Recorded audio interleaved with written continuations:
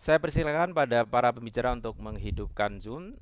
Barnome Bak Demo Bas Watabadul Nazar Waguftigu Ogos Mikunim As Sohandroni Muhtarom In Barnome Takozo Mikunim ke Barnome Zoom Rorusan Waposkunan. Silahkan para peserta untuk bertanya dan berkomentar di chat Zoom, channel YouTube Ikmal TV Indonesia, dan fanpage Facebook Ikmal Indonesia.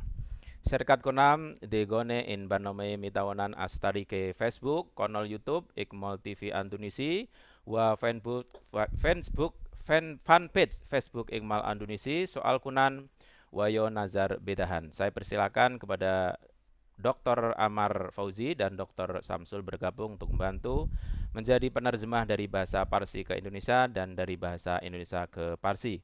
Man azinobi ogoi Dr. Amar Fauzi wa Dr. Samsul dakwat mikunam be unwane mutarjime barnome azzabone Farsi be zabone Andunisi barnome azzabone Andunisi be zabone Farsi. Sebelum diskusi, saya ingin membacakan sedikit tentang biografi dari Mr. Riza, sutradara Laskar Pelangi. Sohanone awal ogoy Riri Reza, Korgardon, film Laskar Pelangi. Film director, writer, creative director, Miles Film. Bersama Miles Film, Riri Reza menyutradarai film panjang pertamanya, Petualang Sherina, pada tahun 2000. Film ini sukses di box office dan menjadi film keluarga legendaris Indonesia. 2 tahun kemudian, beliau menulis dan menyutradarai Eliana Eliana yang pernah mendapatkan penghargaan Young Cinema Award dan NEDPAC VIP Reski Award di Singapura International Film Festival.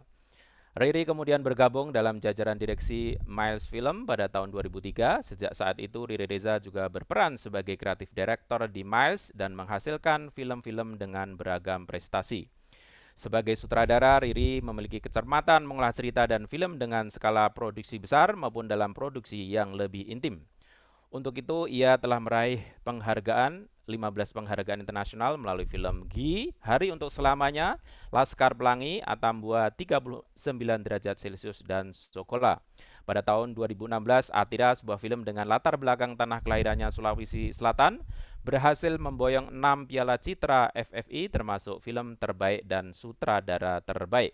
Pada tahun yang sama, Ada Dengan Cinta menjadi box office sekaligus terpilih menjadi film pembuka pada Focus on Asia Fukuoka International Film Festival pada tahun 2016 yang membuktikan kepiawaian Riri menghasilkan film yang dicintai penonton juga diminati pengamat film.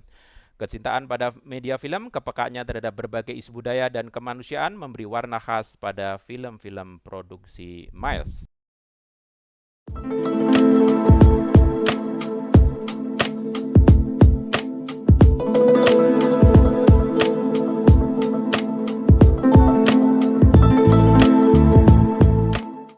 Terima kasih untuk penyelenggara yang telah memberi kesempatan kepada saya, yang terhormat Bapak Duta Besar Iran dan Bapak Ibu sekalian yang hadir di sini. Saya tentu saja sangat senang dan berbangga bisa punya kesempatan untuk membicarakan film atau sinema di dalam kesempatan yang luar biasa ini. Majid Majidi adalah seorang sineas internasional, bisa saya katakan kalau sebagian dari kita mengenal beliau sebagai sineas Iran, tetapi tentu saja di dalam kerangka sejarah film dunia yang banyak kita pelajari atau banyak dibicarakan, tentu saja kita mengenal karya-karya sutradara Majid Majidi sebagai karya yang penting. Saya sebagai seorang penggemar film tentu saja mengikuti sinema Iran, salah satu peletak dasar realisme modern di dalam perfilman dunia yang mungkin sulit ditandingi oleh film-film internasional dari negara lain. Tadi Bapak Duta Besar memberi sedikit highlight ya, bahwa setelah revolusi Iran terjadi sebuah semacam revolusi kebudayaan juga di sana, termasuk sinema, dan bisa dikatakan kehadiran film Iran ini bukan begitu saja hadir, ada tradisi yang panjang, ada semacam kesepakatan bersama untuk menjadikan kebudayaan khususnya film yang memiliki disadari potensinya luar biasa untuk muncul sebagai semacam um, apa ya, kekuatan utama dari proses pendidikan kemanusiaan, pendidikan nilai-nilai, pendidikan bercerita mungkin yang setingkat dengan sastra di Iran. Dan film ini seperti tadi dikatakan oleh Bapak Duta Besar dan sudah diberi pengantar, tentu saja banyak juga kita baca, adalah salah satu film yang merupakan puncak dari karya sutradara Majid Majidi yang tentu saja karyanya sudah kita kenal sebagai karya-karya realisme sebelumnya.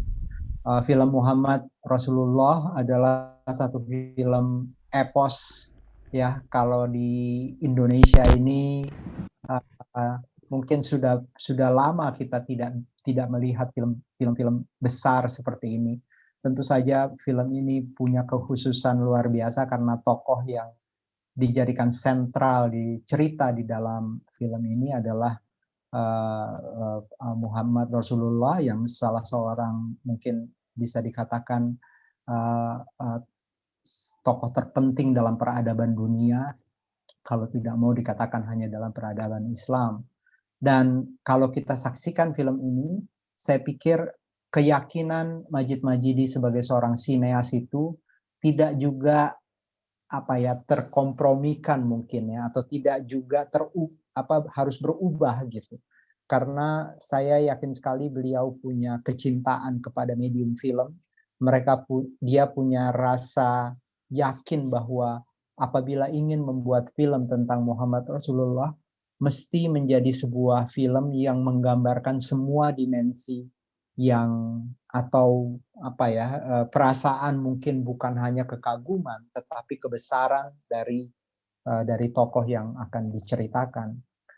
Salah satu yang kita bisa lihat misalnya bagaimana desain produksi dari film ini begitu luar biasa. Kita bisa lihat setiap bingkai gambar yang ada di dalam film ini adalah bingkai gambar yang mungkin bukan hanya indah tapi realistis, menggambarkan periode ya di mana cerita ini berlangsung di abad ke-6. Yang kedua misalnya sinematografi juga menggambarkan ada semacam magical realism gitu di dalamnya. Jadi tentu saja kehadiran Nabi Muhammad SAW, Rasulullah kita ini adalah merupakan sebuah keajaiban, merupakan sebuah gambaran mujizat, dan tentu saja sinema punya kekuatan untuk bisa menceritakan itu. Nah, ini secara teknis ya, tetapi tentu saja bagi saya sebagai seorang pencerita, saya memiliki keyakinan juga bahwa aspek yang diperhatikan oleh sutradara dan penulis skenario di film ini adalah penokohan. Bagaimana kita mengenal tokoh Ali bin Abi Thalib di awal, kemudian ada tokoh Abu Lahab. Jadi ada semacam tetap bagaimana di dalam film ada drama yang disajikan dari film ini, dan ini adalah satu hal yang menurut saya penting dan merupakan kesadaran seorang pencerita gitu. Bagaimana penonton tetap harus diajak untuk bisa terlibat secara emosi di dalam cerita dan bukan hanya dalam konteks sejarahnya. Saya pikir pengantar awal dari saya demikian. Kita tentu saja mengharapkan ada cerita dari sutradara Majid Majidi. Ada sedikit tadi sudah dibuka tentang sinema Iran. Saya pikir sinema Iran bisa dikatakan salah satu arah dari sinema modern dunia.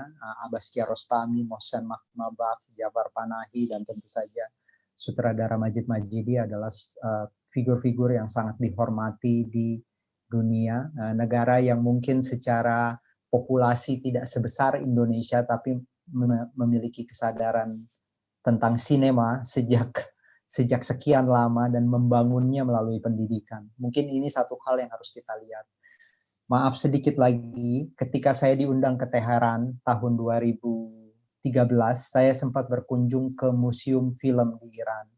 dan saya harus sampaikan ke Bapak Konsul dan kepada Bapak Duta Besar yang terhormat bahwa ini adalah satu gambaran bagaimana sinema dihargai begitu tinggi di Iran. Begitu juga sama dengan seni rupa atau sastra dan filsafat, di mana museum-museum yang ada di sana itu begitu tinggi dan besar, merupakan simbol dari, bukan cuma simbol ya, merupakan sebuah pernyataan terhadap besarnya penghormatan terhadap kebudayaan di negeri tersebut, dan itulah sebabnya mungkin sekarang kita melihat begitu pentingnya sinema Iran di dalam perkembangan sinema dunia.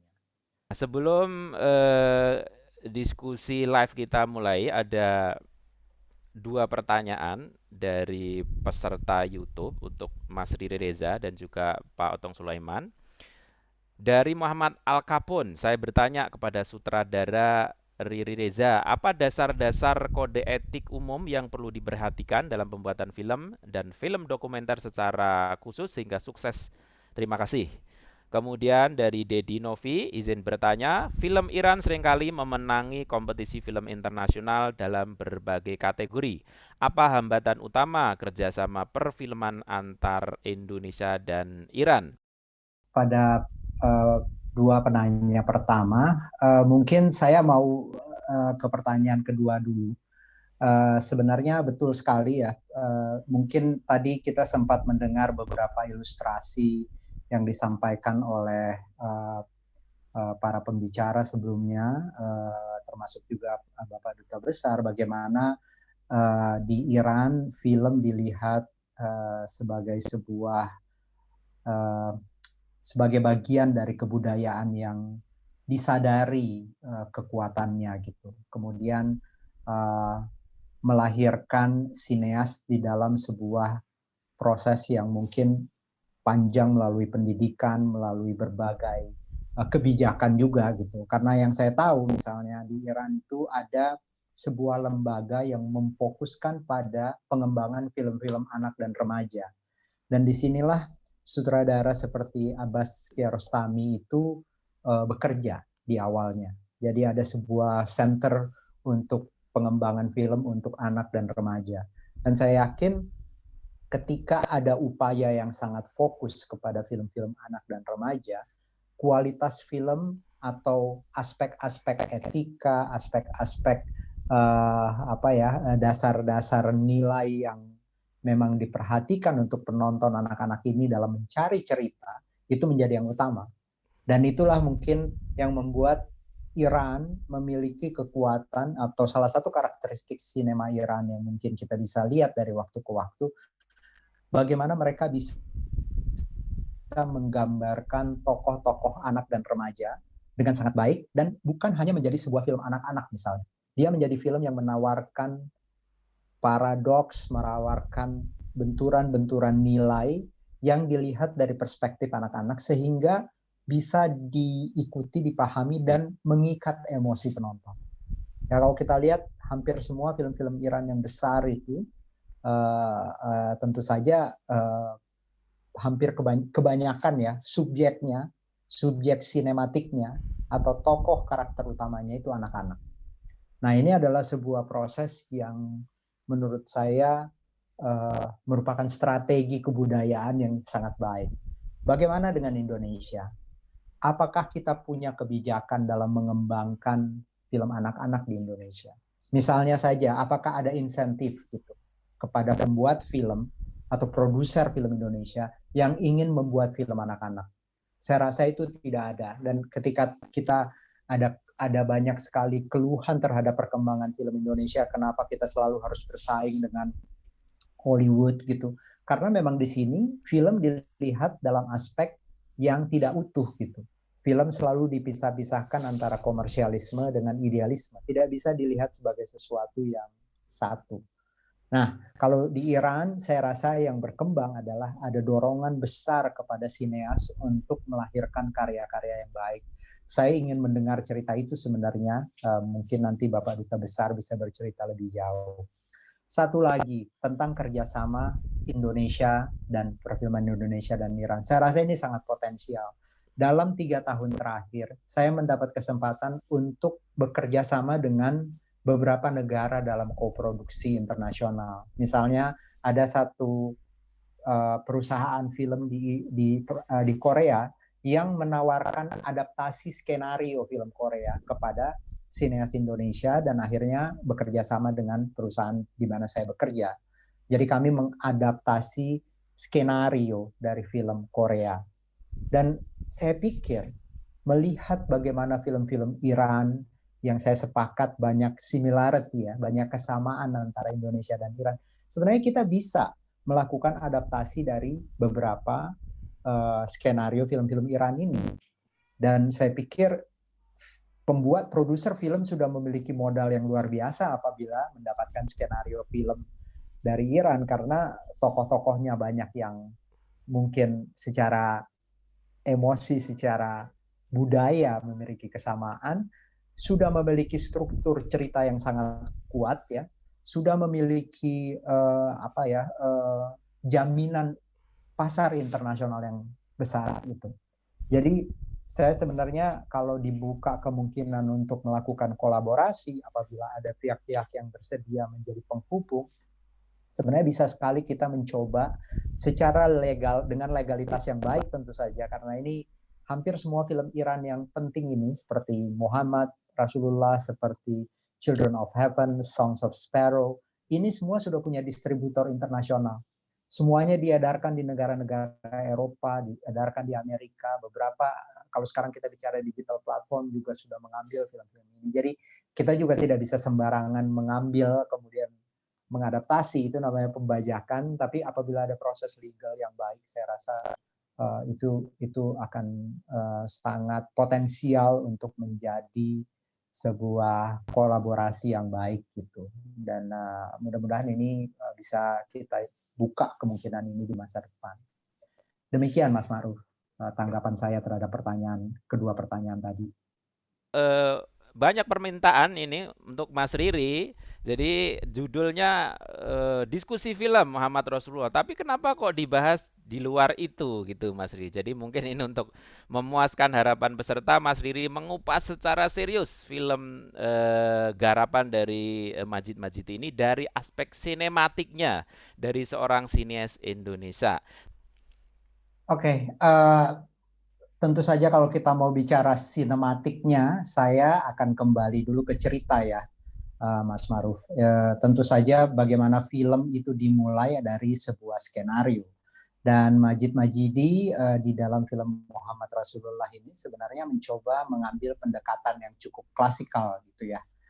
Bagaimana film dibuka dengan sebuah situasi di Mekah ketika ada krisis, kemudian kita sudah memiliki seorang Rasulullah gitu ya yang diakui dan diterima, seorang yang sangat dihormati, tetapi ada berbagai pertentangan yang sedang terjadi di Mekah dan kemudian cerita berbalik bagaimana sih seorang yang sangat berpengaruh ini bisa hadir dan menjadi semacam center dari pusat dari keagungan atau masa depan umat manusia ini.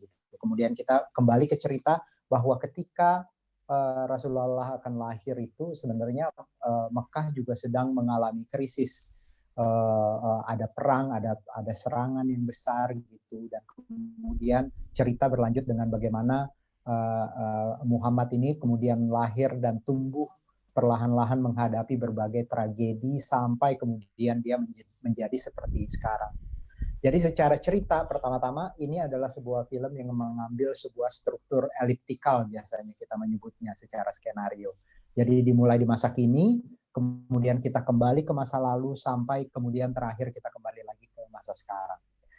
Struktur babakan ceritanya juga bisa dikatakan persis bagaimana sebuah cerita biasa kita tonton, bagaimana kita menonton film ya, ada tokoh utama diperkenalkan, ada juga tokoh Abu Lahab yang seperti kalau di dalam film-film barat yang kita nonton adalah tokoh antagonisnya gitu ya, yang selalu mengganggu, dan kemudian ada cerita hubungan ibu dengan tentang perempuan ya, tentang posisi ibu, posisi perempuan yang tentu saja bisa diidentifikasi oleh penonton bioskop kebanyakan yaitu perempuan gitu. Jadi menurut saya secara struktur, konsep film ini memiliki mencoba membawa kisah yang besar ini ke dalam ranah yang lebih familiar kepada penonton. Sehingga tadi kalau seumpama kita nonton bersama keluarga, bukan hanya mereka yang tertarik kepada kisah Rasulullah yang bisa menonton, tetapi siapapun bisa, karena kita melihat ada ibu, kita melihat ada bapak di dalam film ini. Itu yang pertama. Nah, kemudian tentu saja film ini bicara tentang sebuah periode, peristiwa yang terjadi di abad ke-6.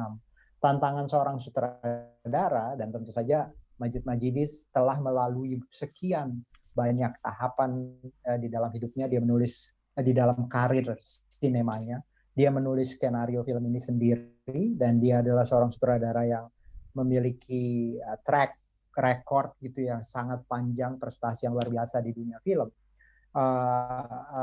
Beliau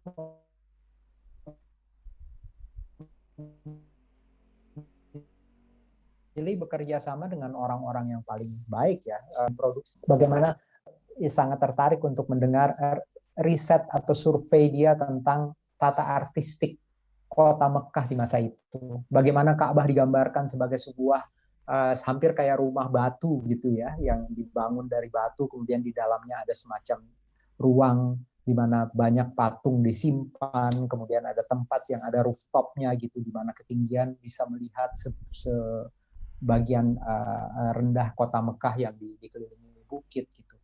Jadi saya yakin ini adalah kombinasi antara studi kesejarahan dengan imajinasi yang banyak kita baca dari sumber-sumber, mungkin dari Al-Quran juga, atau dari kisah-kisah Rasulullah gitu. Jadi penggambaran artistik di dalam film ini menurut saya sangat meyakinkan. Penggambaran penggunaan teknologi untuk menggambarkan perang gitu ya, saya pikir itu juga sangat baik. Satu hal yang juga menarik adalah aspek sinematografi.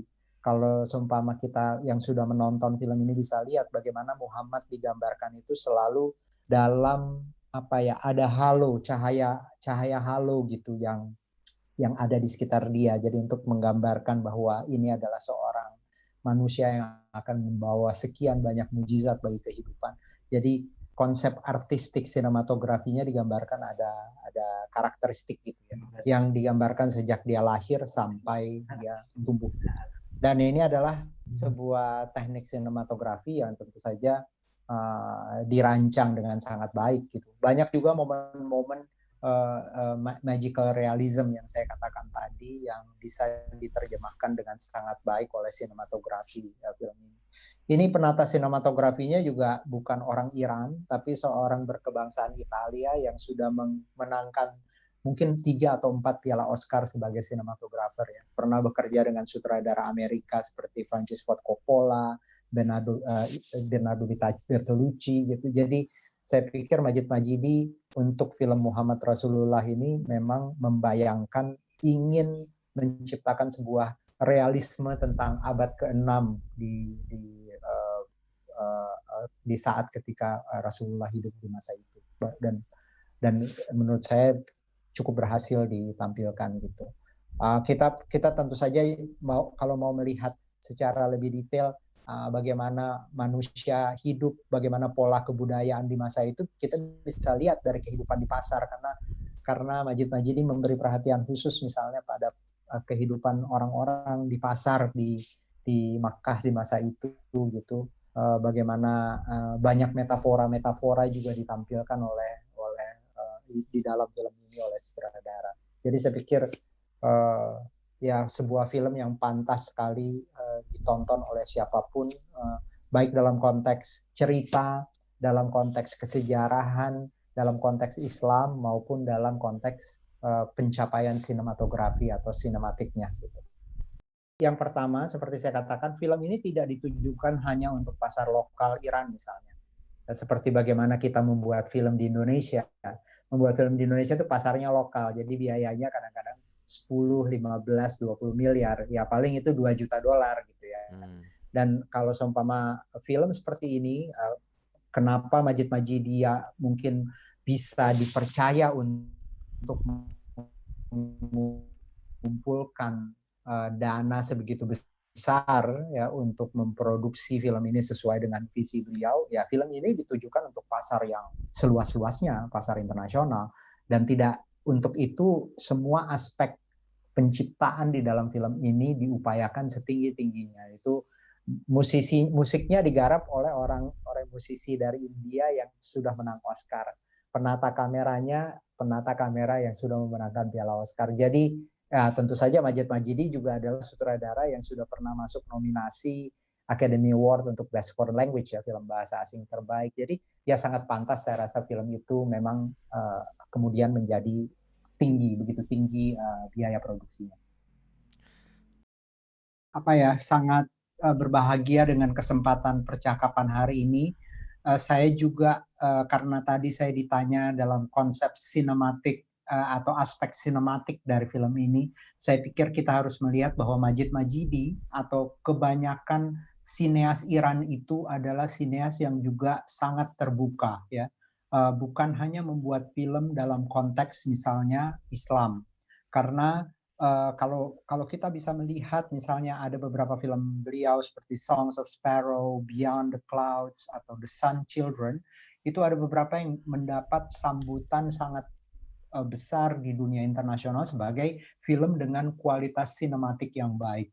Nah, kenapa kita sampai hari ini membicarakan Muhammad Rasulullah sebagai sebuah karya beliau yang signifikan? Saya pikir itu adalah hasil dari sebuah proses panjang yang melibatkan berbagai trial dan error, berbagai percobaan, berbagai proses interaksi dengan berbagai sineas dari banyak tempat dan juga pergulatan ide yang terus-menerus.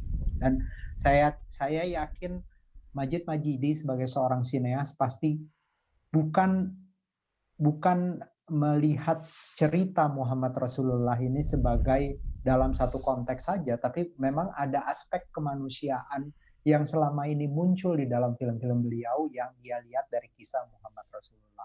Jadi mudah-mudahan itulah yang kita mesti sadari sebagai sebuah modal untuk bisa membuat karya sinematik yang baik. Saya pikir itu. Jadi memang